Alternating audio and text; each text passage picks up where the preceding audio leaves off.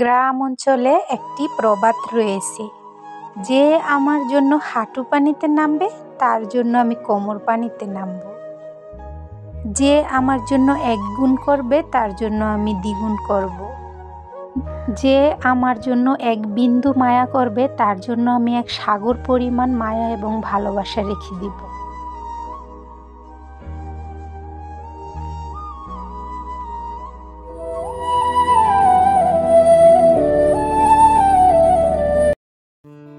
Hello everyone, কেমন আছেন সবাই?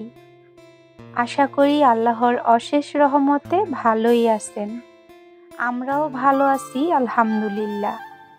দূরে এবং কাছে, দেশ এবং দেশের বাহিরে যারা আমার ভিডিওটি দেখছেন তাদেরকে জানাই আমার পক্ষ থেকে অনেক অনেক শুভেচ্ছা। তো এখানে নারায়ণগঞ্জ গিয়েছিলাম, আপনাদেরকে তো ভিডিওতে দেখিয়েই দিয়েছি। তো আসার পথে বাবার বাড়িতে একটু দেখা করে এসেছিলাম। তো এখানে মা কিছুটা খাবার ছেলেদের জন্য দিয়ে দিল। এখানে আনিফের জন্য সুজি তৈরি করব। তো এখানে নিয়ে এসেছিলাম গম, ভুট্টা, পোলাও চাল, এই তো এইসব।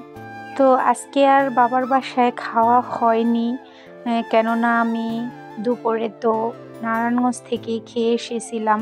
তো এখানে মা কিছুটা তরকারি দিয়ে দিয়েছে আমাদের জন্য। তো সবার প্রথমে আমি সব কিছু গুছিয়ে রেখে তরকারিগুলো গরম করে নিব। তো এখানে যারা আমার ভিডিওগুলো দেখেন, একবার কিংবা যতবার দেখেন কিংবা রেগুলারই দেখেন, তো তাদের সবার উদ্দেশ্যেই আমি বলছি, আপনারা যদি আমার ভিডিওটি দেখেন প্লিজ দয়া করে ছোট্ট একটি কমেন্ট রেখে যাবেন আমার জন্য।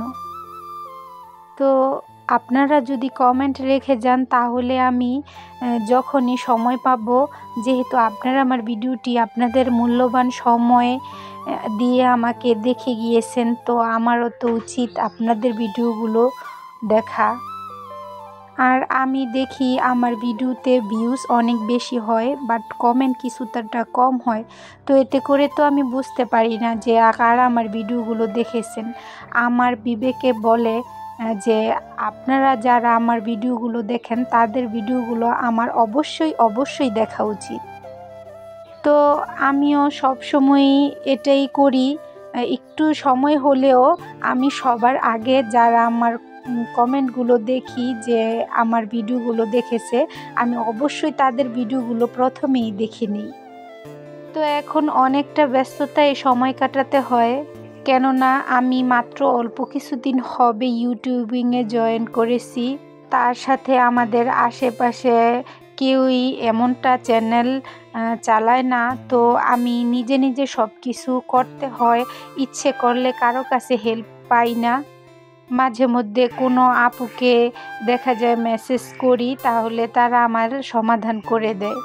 তো যাই হোক, আনিফ খুবই অসুস্থ ছিল রাতে, তো তাকে নিয়ে গিয়েছিলাম বাজারে ডক্টর দেখাতে। তো এখানে নিয়ে এসেছিলাম সবজি, আর তার সাথে নিয়ে এসেছিলাম কিছুটা সবজি বীজ আমাদের জমিতে রোপণ করব তার জন্য। তো আনিফের জন্য এই ঔষধ নিয়ে এসেছি। বাজারের পাশেই ছিল সরকারি হাসপাতাল, তো ওইখান থেকে নিয়ে এলাম এই জ্বরের সিরাপটা। তো আনিফের প্রচণ্ড কাশি, তাই আনিফের জন্য এখানে চা তৈরি করে দিলাম, সাথে দিয়ে দিলাম রুটি। তো আমার ভিউয়ার্স আপুদের জন্য যে কথাগুলো বললাম আপনারা কিছু মনে করবেন না প্লিজ, আমার এগুলো মনে হলো তাই আমি বললাম। তো মানুষের জীবনের সবচেয়ে বড় আদালত হচ্ছে তার বিবেক। তো আমার বিবেক যা বলে আমি তাই বললাম আপনাদের কাছে। অতীতের কথা আর নাই বা বলি, তো এখন না হয় সামনের দিকে যারা আমার জন্য কিছু করছে তাদের জন্য এই যতটুকু পারি করে নেই।